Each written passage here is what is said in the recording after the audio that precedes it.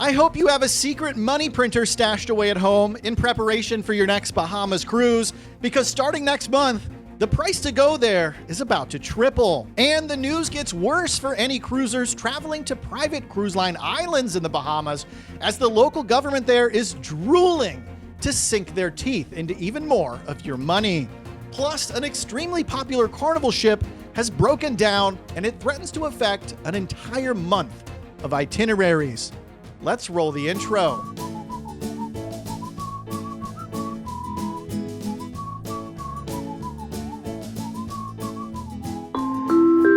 Hey, welcome to the Midships channel. I'm your Captain Corey. Thank you so much for stopping by the channel today. I'm so glad you decided to join me for a daily dose of cruise news. Join me as we turn our attention down to Nassau, Bahamas, where the local government has just dropped a proposal that looks like it might turn the cruise industry on its head. Revenues from cruise in the Bahamas total about $50 million annually, and thanks to newly proposed port fees, increased taxes, levies, and all sorts of junk charges, the Bahamas is looking to triple their annual cruise revenue from $50 million all the way up to $145 million annually. And guess who gets to pay for it? You and me. And this is a fairly complex plan that they're scheming up down there in Nassau. So I'm going to lay it out to you as simply as I can. I'll just explain exactly how badly the nickel and diming is about to become anywhere you go in the Bahamas, including Nassau and Freeport, or any of the other half a dozen or so private islands that exist there for the cruise lines. Currently, the Bahamas charges about $18 per person in port fees when you visit Nassau or anywhere else. And they're looking to raise that by nearly 30%, up to $23 for anyone who visits Nassau or Freeport specifically. And I don't know about you, but why would you want to go to Freeport at the moment? It's like totally industrial. There's a reason it's called Freeport. It should be free. And in addition to the increased charges to visit Nassau and Freeport, you'll also be paying almost 40% more in port fees if you visit any of the private islands that the cruise lines run. So in total, the new fee will be about $25 a head to visit these private islands. However, this fee may, and I stress the word may, be avoided if you make a port call in Nassau or Freeport. That's just the way I read the local proposal. I really don't know, though, how the local government there in the Bahamas is going to be able to account for that. So at this point, let's just assume that you're going to pay all of these fees anytime you visit a port call in the Bahamas. In addition to these major increases in port fees, you're also going to be paying a $5 tourism environmental tax that's new, as well as a $2 tourism enhancement tax for all of the ports that you visit. All said, it'll cost you around $30 a person now when you visit Nassau and Freeport, and around $32 or more when you go to any private islands. And this is starting soon, ladies and gentlemen. It goes into effect on July the 1st, if all goes the way of the Bohemian government's hopes and dreams. And for their part, all of the major cruise lines have yet to make any public commentary on this new proposal. But it's likely that somewhere in the background, there's some private discussions with Bohemian officials. Hopefully they're asking them, why the heck would you charge 3 times as much as you did last year?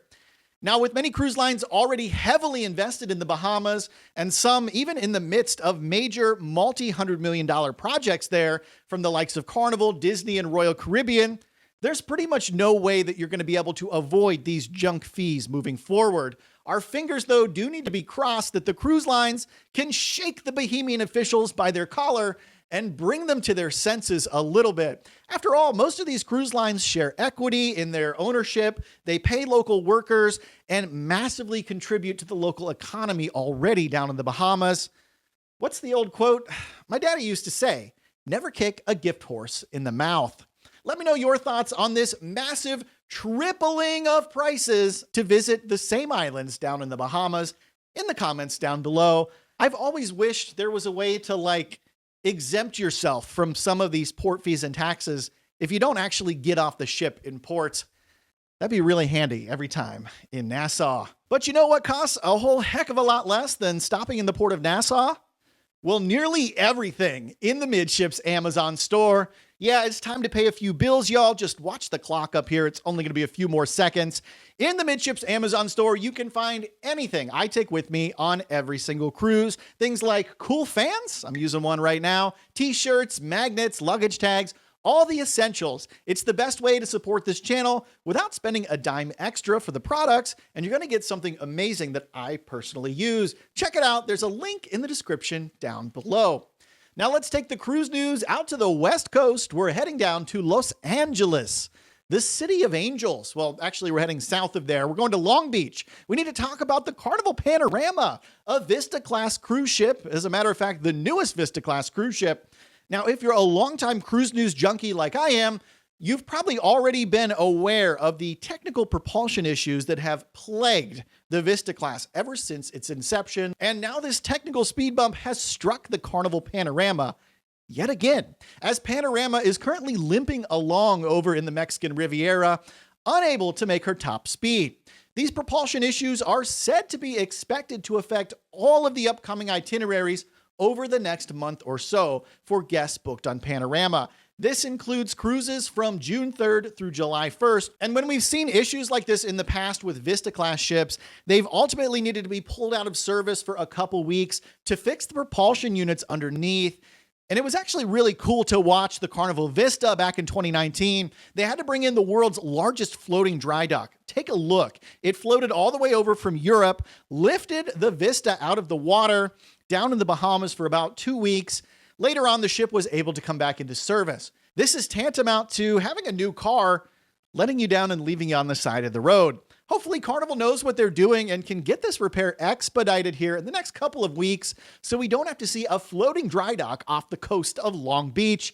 It's kind of sad that with all of the Vista classes suffering the same issue, the Carnival hasn't put forth more of an effort to permanently fix the problem plaguing this class of ship. If you made it this far into today's episode, please make sure you get subscribed to the channel with the notification bell turned on. It was actually over here. Slap that thumbs up button if you wish you didn't have to pay more money to Nassau to cruise down there. Thank you so much for stopping by the channel today, and until next time, we'll see ya on the Midships. It's a mere 4 days from when I have to leave for the Midships group cruise. I can't believe it's already the second group cruise ever. This channel feels like it just started yesterday. We're pushing to 20K here for the group cruise. Man, we're like 2,500 away, maybe 2,000 away. I think we can do it. If you haven't already subscribed, though, seriously, help me out. Get to that goal. YouTube really rewards those sort of big milestone sort of subscriber birthdays, we'll call them. Yeah, give your friend old Captain Corey a hand. We'll see you tomorrow. Thanks for hanging out.